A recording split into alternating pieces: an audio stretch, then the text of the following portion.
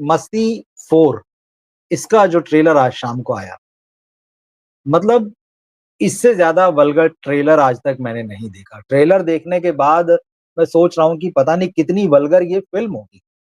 ये सोचने वाली बात है। मैं हैरान हूँ कि अगर ये ट्रेलर है और सेंसर बोर्ड ने इसे पास किया है, तो क्या सोच के पास किया है? क्योंकि इसके शुरू में ऐसा कुछ नोटिफ़िकेशन भी नहीं आता है कि ये 18 प्लस दर्शकों के लिए है या जो भी चीज़ें हैं। और दूसरा अगर इस ये ट्रेलर है और ये जब फ़िल्म के रूप में सेंसर बोर्ड के सामने जाएगी जब मस्ती हो, तो उसमें कितने कट्स लगेंगे? ये भी मैं सोच रहा हूँ कि सेंसर बोर्ड इसको किस तरह से लेगा इस फ़िल्म को। मतलब इसका कोई भी ऐसा सीन नहीं है, जिसके बारे में मैं यहाँ ज़िक्र करके बताऊँ कि यार ये अश्लील देखिए, ये वल्गर क्योंकि ट्रेलर में वल्गैरिटी की सारी सीमाएँ पार हो चुकी हैं, ट्रेलर में। और मैं देख के हैरान हूँ कि मतलब क्या इस तरह से फ़िल्म बनाई जाएगी। हिंदी सिनेमा में कॉमेडी वैसे ही खत्म हो चुकी है।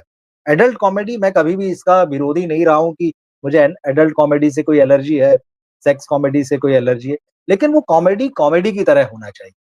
भद्दे चुटकुलों की तरह जो होता है ना, चुटकुले भी नहीं मतलब कि गंदी बात ही जिसे आप कह लीजिए मतलब आपने यहाँ पर बिकनी जो है, बिकनी क्लड वुमेन उनकी बुर्के में महिला है, उसको लेकर इतना गंदा, इतना सस्ता, इतना चीप सीन है कि मैं कह नहीं सकता। फिर उसके बाद में एनिमल पोर्नोग्राफी की बात होती है, घोड़े को लेकर एक सीन बना दिया है आपने, इतना वाहियात मैं कह रहा हूँ, हर कॉमेडी सीन को जब देखेंगे इसमें जो वल्गैरिटी बताई गई है, जो फ़िल्म के बारे में ये जो बता रहा है, आप सोचेंगे एक नया ही लेवल क्रॉस कर लिया है। तो बहुत ही मतलब वाहियात है ये और ट्रेलर देखने में जब आपको लग रहा है ये ऐसा तो फ़िल्म में कैसा लगेगा? तो ये बड़ी सोचने वाली बात है। इसका एक ही डायलॉग है जो मैं आपको बता सकता हूँ, आप सोच लीजिए किस लेवल का है कि इसमें प्रजनन क्या होता है यहाँ जो है डिफाइन कर रहे हैं रितेश देशमुख। तो वो कह रहे हैं कि जब कोई इंसान या जानवर बदचलन हो जाता है, तो प्रजनन हो जाता है। ये डायलॉग्स का लेवल है, ये सोच है मिलाप जावेरी जिनकी फ़िल्म आजकल थिएटर्स में चल रही है उसको लेकर जो है काफ़ी बातें हैं। तो ख़ैर मिलाप जावेरी पहले कॉमेडी फ़िल्में बनाते रहे हैं, एडल्ट फ़िल्में कॉमेडी फ़िल्में बनाते रहे हैं। मस्ती बनाई, ग्रैंड मस्ती बनाई, उसके बाद ग्रेट ग्रैंड मस्ती बनाई। मस्ती ठीक चली थी उस वक़्त 2004 में ये बहुत नई बात थी कि भाई ठीक है, इस तरह की फ़िल्म आई है और लोगों ने देखा भी, क्रिटिसाइज़ भी किया। लेकिन वो फ़िल्म फ़िल्म जैसी थी, देखने जैसी थी। ग्रैंड मस्ती उसने तो रिकॉर्ड तोड़े थे और मतलब बॉक्स ऑफिस पर 100 करोड़ का कलेक्शन करने वाली ये पहली एडल्ट फ़िल्म बनी थी हमारे यहाँ पर और वो फ़िल्म भी देखने जैसी थी। तीसरी फ़िल्म जब ग्रेट ग्रैंड मस्ती आई थी 2016 में, तो उसके साथ तो कांड ही हो गया था। फ़िल्म रिलीज़ होने से पहले ही जो है टॉरेंट वेबसाइट जो होती हैं वहाँ लीक हो गई थी और उसके बाद में तो मतलब वो इस तरह से उसकी कॉपियाँ छप गई थी कि थिएटर में रिलीज़ करने लायक कुछ बचा ही नहीं था। तो वहाँ एक तगड़ा झटका लगा था। तो 2004 में फिर 2013 में, फिर 2016 में, अब 2016 के 9 साल बाद ये चौथी फ़िल्म आ रही। और फ़िल्म में स्टोरी लाइन क्या है, एक लाइन की स्टोरी बता देता हूँ, जो समझ में आती है। 3 हीरो हैं जैसे कि आप जानते हैं विवेक ओबेरॉय हैं, रितेश देशमुख हैं, आफ़ताब शिवदासानी हैं। पहली वाली में तो उन्होंने शादी कर ली थी। अब इनकी जो पत्नियाँ हैं वो बड़ी घरेलू हैं। तो अब इतने बरसों में ये लोग जो है अपनी शादी में बोर हो चुके हैं और उसके बाद में ये सोचते हैं कि अब जीवन में कोई अपने एडवेंचर चाहिए या उस तरह की मस्ती चाहिए। अब उस मस्ती की तलाश में लोग बाहर निकलते हैं और इस बार फ़िल्म में तुषार कपूर भी हैं, अरशद वारसी भी हैं और नरगिस फाकरी भी हैं। लव वीज़ा नाम का एक नया टर्म लेकर आए हैं। तो मैं तो आपसे कहूँगा कि आप ट्रेलर देखिए क्योंकि मैं यहाँ समझा नहीं पाऊँगा कि इसमें वल्गैरिटी के कितने लेवल हैं और किस तरह से एक लेवल जो है वो दूसरे लेवल को पार करता हुआ चलता है। दरअसल बॉलीवुड फ़िल्में अब इसीलिए बदनाम हो रही है कि कॉमेडी के नाम पे जो है, जो कुछ परोसा जा रहा है वो बहुत ही वाहियात है और उसका स्तर जो है लगातार दिन पे दिन गिरता जा रहा है। इसी साल हमने हाउसफुल 5 भी देखी थी। अब हाउसफुल 5 देखने के बाद में कहने को तो ये था कि भाई वो कॉमेडी फ़िल्म है। लेकिन जब आप थिएटर में जाते हैं, तो थिएटर में जाने पे आपको पता चलता है ये वास्तव में एडल्ट कॉमेडी है। वल्गैरिटी इसमें बहुत सारी। तो फैमिली के साथ तो आप उस फ़िल्म को भी नहीं देख सकते थे और मुझे नहीं लगता कि इस फ़िल्म को फैमिली के साथ तो कोई क्या आई थिंक ट्रेलर देखने के बाद ही आपको लगेगा कि ये तो अकेले देखने लायक भी नहीं है। क्योंकि जिस तरह का फूहड़पना दिख रहा है, जिस तरह के जोक्स भी नहीं मैं कहूँगा, वही चीज़ें हैं कि क्या कहा जाए। कुल मिला के घटिया, बहुत चीप, बहुत गंदगी जिसे कहते हैं, दिमाग की गंदगी भी आप मान लीजिए। तो मिलाप जावेरी इस फ़िल्म के डायरेक्टर हैं और आई थिंक राइटर भी वही होंगे क्योंकि क्रेडिट में अभी तो सिर्फ़ डायरेक्टर ही आया और ये फ़िल्म जो है 21 नवंबर को इस साल रिलीज़ होगी। तो फ़िल्म देखेंगे, ऐसा नहीं कि नहीं देखेंगे। फ़िल्म देखने के बाद में इस पर बात की जाएगी कि बॉलीवुड में जो कॉमेडी का लेवल है इस फ़िल्म को कितना नीचे गिराया है। और ये भी कहा जा रहा है और ये हो भी सकता है कि भाई यंग जनरेशन हालाँकि देखिए यंग जनरेशन के नाम पे बार-बार टिकट फाड़ा जाता है कि यंग जनरेशन वो देखेगी, म इसको पसंद करेगी। देखिए हर उम्र की कुछ चीज़ें होती हैं, मैं ये नहीं कहता कि बिल्कुल ही ऐसा नहीं है कि इस तरह की कॉमेडी नहीं देखी जाएगी या नहीं पसंद की जाएगी। लेकिन ये टिकट फाड़ना कि यंग जनरेशन देखेगी, ये मुझे लगता है कहीं न कहीं गलत है। हर जनरेशन के लोग हर तरह की फ़िल्में देखते हैं। तो ये कहना कि सिर्फ़ यंग जनरेशन जाएगी इस फ़िल्म को देखने, भाई 20 साल पहले अगर विवेक ओबेरॉय, आफ़ताब शिवदासानी, रितेश देशमुख अगर यंग थे, तो 20 साल बाद क्या रह गए हैं? तो ऐसा नहीं है, उनकी फ़िल्में देखकर जो लोग बड़े हुए हैं जिस एज ग्रुप में हैं, तो ये कहना कि विवेक को, आफ़ताब को देखने के लिए, रितेश को देखने के लिए जेन ज़ी के दर्शक जाएँगे, गलत है। हमारी उम्र के, आपकी उम्र के ही लोग देखने के लिए जाएँगे, जो भी जाएँगे। लेकिन सवाल ये है कि फ़िल्म कैसी बनी है? ट्रेलर देखकर यही लगता है कि इसमें बहुत ज़्यादा चीपनेस है, बहुत ज़्यादा वल्गैरिटी है। तो ये ट्रेलर का रिव्यू है। दूसरा चेतन भगत। चेतन भगत 50 के हुए हैं हाल में और राइटर हैं जैसे कि आप जानते हैं। उन्होंने कुछ फ़िल्में भी लिखी हैं, उनके उपन्यासों पर फ़िल्में बनी हैं, जाना-पहचाना नाम है। जो पढ़ने-लिखने वाले लोग हैं उनके बीच भी जो लोग सिनेमा देखते हैं उनके बीच भी। तो इधर चेतन आजकल इंटरव्यू दे रहे हैं और क्योंकि उनका पाला जो है वो बॉलीवुड वाले लोगों से पड़ता रहा है, तो बॉलीवुड ऐसी जगह जहाँ अगर आप उस इंडस्ट्री का पूरी तौर पर हिस्सा नहीं हैं, आप उसके कलपुर्जे नहीं हैं, बहुत जल्दी आप उससे बोर हो जाएँगे। और एक लेखक जो कि लगातार नया खोजता रहता है, उसके अंदर एक क्रिएटिविटी का फ्लो बना रहता है, उसके लिए बड़ा मुश्किल है कि वो बॉलीवुड जैसी जगह से या बॉलीवुड का जो नकलीपन है, उससे जुड़कर रहे, उससे लगातार जो है उसकी तारीफ़ करते रहे। तो चेतन भगत ने अभी जो इंटरव्यू दिया उसमें एक बहुत ही इंटरेस्टिंग बात कही है। उन्होंने कहा कि बॉलीवुड में ज़्यादातर लोग जो है मेंटली इल हैं और ये बात हम जब हम बॉलीवुड में जाते हैं लगातार तो देखते हैं। एक तो सबसे पहली चीज़ तो होती है कि आत्ममुग्ध होना, सबसे बड़ी चीज़ तो यही है, एक किस्म की बीमारी है। हम देखते हैं कि अपने आगे कुछ भी नहीं दिखाई देता है और ये जो पेपराज़ी कल्चर आया है, इसने तो इस आत्ममुग्धता को इतना बढ़ा दिया है बिल्कुल कि आप जहाँ जाएँगे वहाँ आपकी तस्वीरें खींची जाएँ, वहाँ आपके वीडियो बने। तो चेतन भगत ने इसी बात को लेकर कहा अ, उनका जो एक्सपीरियंस है, उन्होंने कहा कि मैंने ये पाया है कि बॉलीवुड में कुछ ऐसे एक्टर और डायरेक्टर हैं, जो बहुत ज़्यादा नहीं चले, बहुत ख़ास उनकी फ़िल्में नहीं चली और या तो उनको रेस से बाहर हो जाना पड़ा या वो पहली कतार से दूसरी और तीसरी कतार में चले गए। तो उन्होंने कहा कि हालत इन लोगों की ये है, इन लोगों की मेंटल हालत ये है कि अगर ये रेस्टोरेंट में खाना खाने भी गए हैं, इन्होंने खाना ऑर्डर किया है तो उनका ध्यान इस बात पर नहीं रहेगा कि खाना खाया जाए। उनका ध्यान इस बात पर रहेगा कि आस-पास जो लोग बैठे हैं वो उनको देख रहे हैं कि नहीं? उनमें से कुछ लोग उनके पास उठकर सेल्फी खिंचाने आते हैं कि नहीं आते हैं? या बाहर पेपराज़ी है कि नहीं? और अगर ये चीज़ें नहीं हुई, तो उनको बड़ी परेशानी हो जाती है। उन्हें लगता है कि गड़बड़ है, उन्हें लगता है कि उनके साथ चीज़ें ठीक नहीं हो रही, दुनिया जो है वो सही नहीं उनके हिसाब से दुनिया तभी सही है, जब लोग उनके पास फ़ोटो खिंचाने आते रहें, उनकी फ़ोटो खींचते रहें, पेपराज़ीज़ उनका जो है वो इंतज़ार करें। तो जब ये लोग खाना खाते हैं तो उनको वहाँ रेस्टोरेंट में खाना खाने में मज़ा नहीं आता है। उनको लगता है कि हमारे आस-पास हमेशा भीड़ रहे, लेकिन बात वही है, भीड़ आपके आस-पास तब रहती जब आप सफल रहते हैं। सफलता ही सब कुछ है बॉलीवुड में और चेतन भगत ये बात खुद अपने ऊपर से बताते हैं, कि भाई मैंने 10-15 साल फ़िल्म इंडस्ट्री में बिताए। मेरी कुछ किताबों का जो है सिनेमाई रूपांतरण हुआ, उनको फ़िल्म में बदला गया। हालाँकि वो उससे बहुत सैटिस्फाइड नहीं लगते हैं। उन्होंने साफ कहा कि मैं बहुत सैटिस्फाइड नहीं हूँ, क्योंकि बॉलीवुड के जो मेकर्स हैं, वो सिर्फ़ ट्रांसलेट करते हैं, आपके वर्ड्स को जो है, वो ट्रांसलेट करते हैं। वो उसको उस ट्रांसलेशन से ऊपर उठाकर या पर्दे पर ओरिजिनल कहानी की तरह या ओरिजिनल कैरेक्टर्स की तरह कह नहीं पाते। तो ये बात तो सच है। हमेशा एक ये इतिहास है आप देख लें, कि अगर किसी भी उपन्यास का अगर फ़िल्मांकन होता है, तो ये बड़ा रेयर आपको कहीं देखने मिलेगा कि जो किताब से ऊपर उठ गई है फ़िल्म, ऐसा नहीं। तो चेतन भगत खुद ही कहते हैं कि भई मुझे भी यही लगा कि ये लोग सिर्फ़ अनुवाद करते हैं और कुछ भी नहीं करते हैं और साथ ही उन्होंने ये भी कहा कि यहाँ सफलता ही सब कुछ है।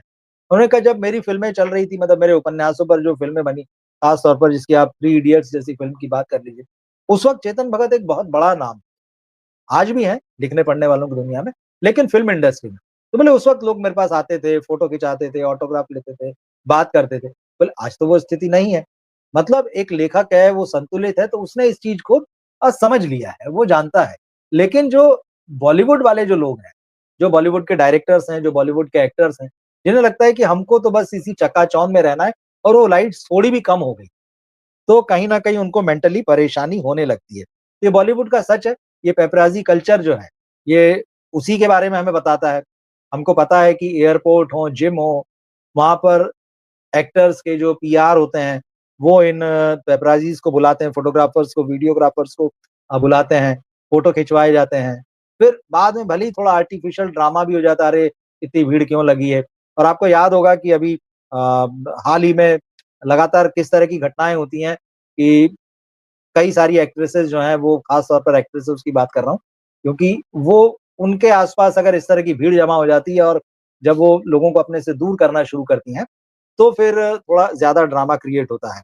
और जिस तरह का ये लोग नकली हम्बलनेस दिखाते हैं, तो गुलशन देवैया का वीडियो हाल ही में एक आया था सामने जिसमें बता रहे थे कि एक्टर्स किस तरह का ड्रामा करते हैं, कितने हम्बल होने का खाना खाया कि नहीं, आपने मिठाई खाई कि नहीं, हम केक लेके आएँगे आपके साथ, केक काटेंगे, फिर कहीं बॉटल गिरी हुई है, अरे! ये तो यहाँ कचरा नहीं करना चाहिए। ये सारा दिखावा तो ये पूरी ड्रामेबाज़ी ये ड्रामेबाज़ी दरअसल जो चेतन भगत कह रहे हैं, मानसिक रूप से बीमार होना, इनकी मेंटल हेल्थ के बारे में बताती है। तो चेतन भगत की ये बात जो है काफ़ी गौर करने और समझने लायक है।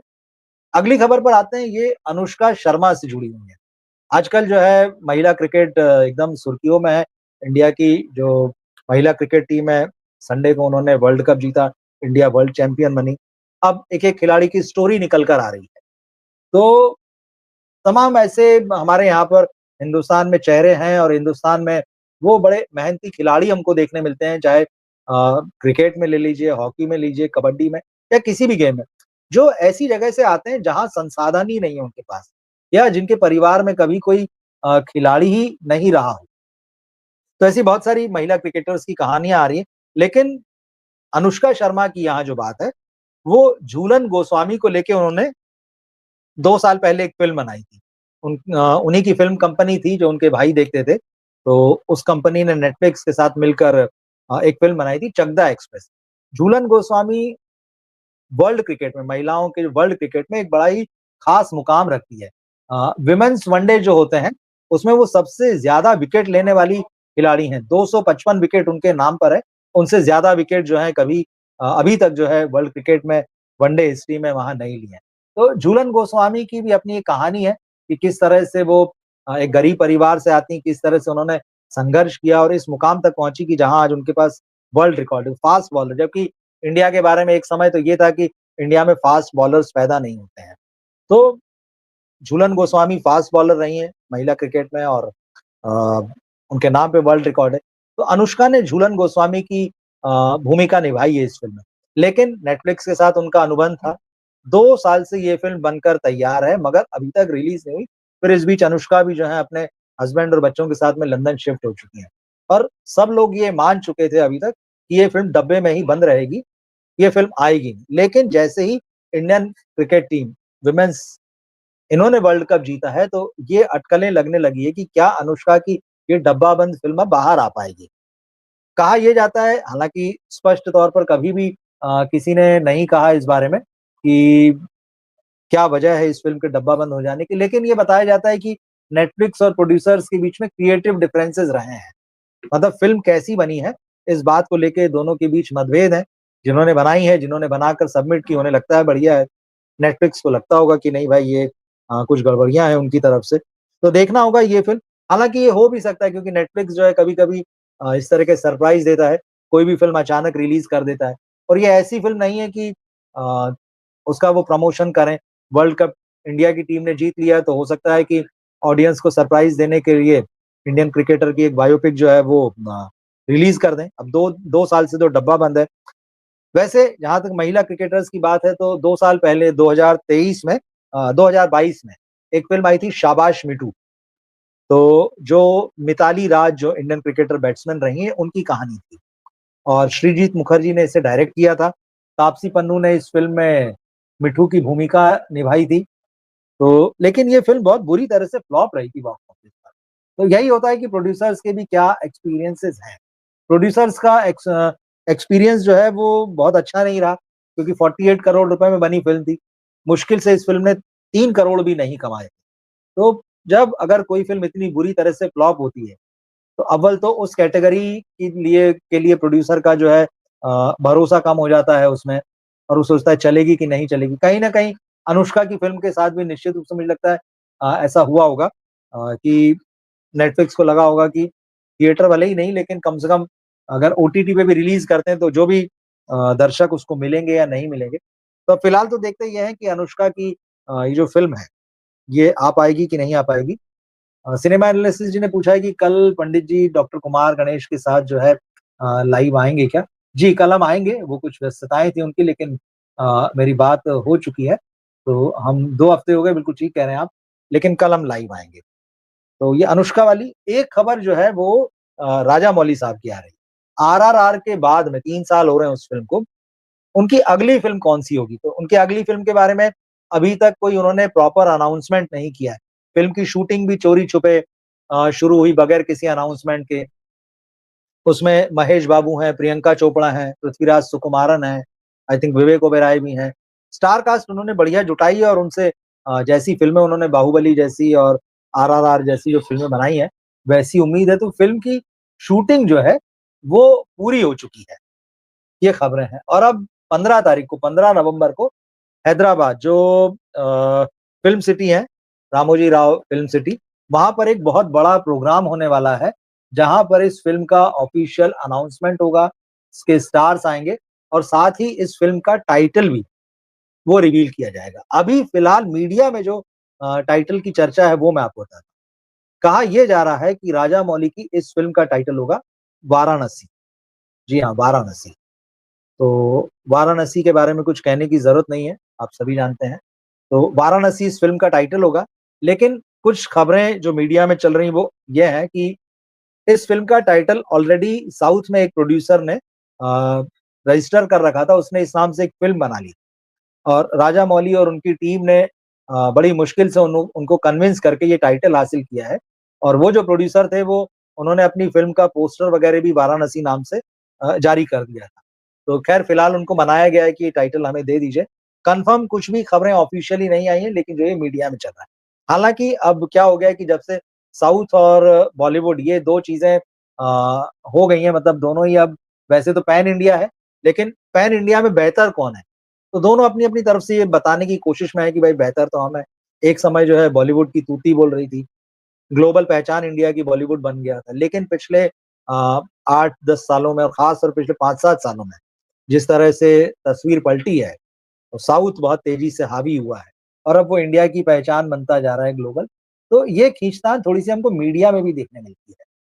साउथ का मीडिया थोड़ा-सा ये मानता है कि बॉलीवुड का मीडिया जो है साउथ को लेके बायस्ड है। तो अब जब से ये खबर आई है कि वाराणसी राजामौली की फ़िल्म का अगली फ़िल्म का टाइटल होगा, साउथ के मीडिया में ये खबरें आ रही कि बॉलीवुड का मीडिया जानबूझ के ऐसा कर रहा है, कि जबकि राजामौली ने खुद अपनी फ़िल्म का ऑफ़िशियल टाइटल डिक्लेयर नहीं किया है। ये लोग जानबूझ के ये बता रहे हैं मतलब उस टाइटल को रिवील करके पब्लिसाइज़ कर दे रहे हैं कि जिससे उस टाइटल को लेके क्रेज़ कम हो जाए। अब ये तो देखिए बातें हैं, अपने-अपने सबके विचार हैं। मगर हम इंतज़ार करेंगे 15 तारीख का, हैदराबाद में ग्रैंड फंक्शन होने वाला है। वो लाइव भी होगा आई थिंक मुझे लगता है वो एक खबर में पढ़ रहा था जियो हॉटस्टार पे वो आएगा और हो सकता है यूट्यूब पर भी हो। तो इस प्रोग्राम को लाइव आप चाहें तो देख सकते हैं। 15 तारीख की बात है। अब एक खबर मैं चलते-चलते लूँगा माधुरी दीक्षित से जुड़ी हुई। हालाँकि इस लाइव के बाद में मैंने माधुरी दीक्षित पर एक पूरा जो जिस खबर की बात कर रहा हूँ, वीडियो बनाया है। वो आप देखिएगा इसमें मैं उसकी सिर्फ़ चर्चा कर देता हूँ क्या खबर है और ख़ास तौर पे जो दर्शक हमारे यूएस और कनाडा से हमको देखते हैं। खबर वहीं से जुड़ी हुई है। माधुरी जो है इस समय कनाडा और अमेरिका, यूएसए के टूर पर निकली। कंसर्ट है जो बताया जा रहा है कि माधुरी दीक्षित द बॉलीवुड दीवा करके जो है उनका ये टूर है। तो अभी 2 तारीख को वो टोरंटो में थी। 2 तारीख को टोरंटो में थी और वहाँ जो प्रोग्राम हुआ लाइव, उसकी बड़ी आलोचना हो रही है और उसकी वजह ये है कि माधुरी दीक्षित तय समय से लगभग ढाई पौने 3 घंटे देर से पहुँची। 7:30 बजे का प्रोग्राम था शाम का, माधुरी वहाँ 10 बजे पहुँची। तो इस वजह से तो लोग बहुत नाराज़ थे और उसके बाद माधुरी को लेकर ये उम्मीद थी कि भाई जब वो आई हैं तो कुछ डांस वगैरह होगा, कुछ अच्छा रंगारंग कार्यक्रम होगा। लेकिन वैसा कुछ नहीं हुआ, माधुरी ने अपने जो उनके पॉपुलर डांस हैं, उनके कुछ हुक स्टेप्स दिखाए वहाँ पे और उसके बाद एक बड़ा कहते हैं कि बोरिंग सा इंटरव्यू उनका स्टेज पर हुआ और कार्यक्रम खत्म हो गया। तो ये लोगों के लिए बड़ा निराशाजनक था। लोग वहाँ सैकड़ों डॉलर के टिकट जो महँगे टिकट हैं वो लेकर पहुँचे थे। तो इस सारी चीज़ को लेके माधुरी को काफ़ी क्रिटिसाइज़ किया जा रहा है। इसको लेकर मैंने डिटेल वीडियो बनाया है, तो आप थोड़ी देर में वो भी देख पाएँगे इसे। तो जो दर्शक हैं वहाँ पर इस माधुरी के टूर से जुड़े जो अगर कोई वहाँ अपडेट्स हों कुछ खबरें हों, तो आप ज़रूर हमारे साथ शेयर कीजिएगा। सिनेमा एनालिसिस जी लिख रहे हैं, रवि जी बॉलीवुड के सो कॉल्ड महान प्रोड्यूसर श्री आदित्य चोपड़ा कार्तिक आर्यन से डर गए क्या? अल्फा को पोस्टपोन कर दिया, क्या यही है लेडी बच्चन का स्टारडम? देखिए, अब वो तो आदित्य चोपड़ा डर गए कि नहीं डर गए वो जाने, लेकिन ये आलिया भट्ट के लिए बहुत तगड़ा झटका है। जिगरा के बाद उन्होंने बहुत बड़ी-बड़ी बातें की थी, वो फ़िल्म में भी था लेडी अमिताभ बच्चन और आलिया खुद कह रही थी कि मैं अपनी 25 दिसंबर की जो रिलीज़ है उसको लेकर बहुत एक्साइटेड हूँ, मेरी पहली एक्शन फ़िल्म है। वो जिगरा का बॉक्स ऑफिस भूल गईं। तो ये फ़िल्म आगे बढ़ा दी गई और कहा यही जा रहा है कि भाई इस फ़िल्म में बहुत सारा वीएफएक्स है। दरअसल आदित्य चोपड़ा अब आईआरएफ इनकी जो स्पाई यूनिवर्स की फ़िल्म है पिछली 2 टाइगर 3 और वार 2 बॉक्स ऑफिस पर जो बुरा हश्र हुआ है, जिस तरह से इन फ़िल्मों का लोगों ने मज़ाक उड़ाया, एक तरीके से रिजेक्ट किया। टाइगर 3 से ज़्यादा प्रचार तो वार 2 का किया गया था। साउथ में भी, बॉलीवुड, नॉर्थ ये सारा, उसके बावजूद 2-2 स्टार्स के होते हुए ये फ़िल्म जो है टाइगर 3 से कम कमाती है। तगड़ा झटका लगा। तो और ख़ास तौर पे जिस तरह से वीएफएक्स की आलोचना हुई है, तो खबरें यही आ रही हैं कि भाई इस बार वीएफएक्स को सुधारना है और वैसा ना हो कि लोग उसकी हँसी उड़ाएँ, तो उस पर पूरा ध्यान जो है वो है। तो देखते हैं, इस पर मैं कोशिश करूँगा एक वीडियो पूरा अलग से बनाने की, आखिर क्या-क्या वजह हैं, सिर्फ़ 1-2 वजह बस नहीं है, क्या-क्या वजह है अल्फ़ा का जो रिलीज़ डेट है उसको आगे बढ़ाने की। तो मिलते हैं फिर